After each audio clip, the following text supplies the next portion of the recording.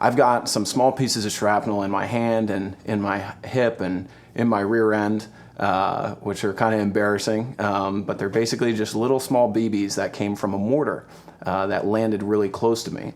And it's funny because when you watch the World War II movies, you know, and folks are storming the beaches and the bombs are going off, that's what people envision when a mortar lands.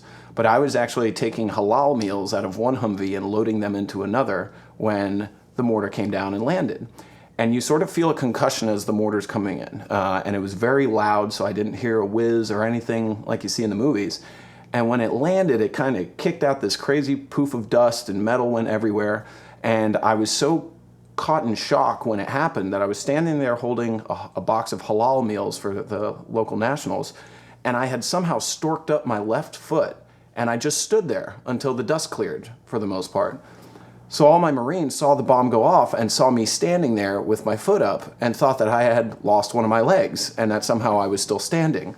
It wasn't until I figured out what was going on that I lowered my leg and they said, "What the hell just happened?" You know, and I explained to them, "Hey, I guess a mortar just went off," and that's when we started to realize that I'd been, you know, peppered with this and everything. And again, very lucky moment. That was a tough day, but it was a good day because it felt like we were getting a lot done, and I was able to continue on that deployment even with metal on my ass.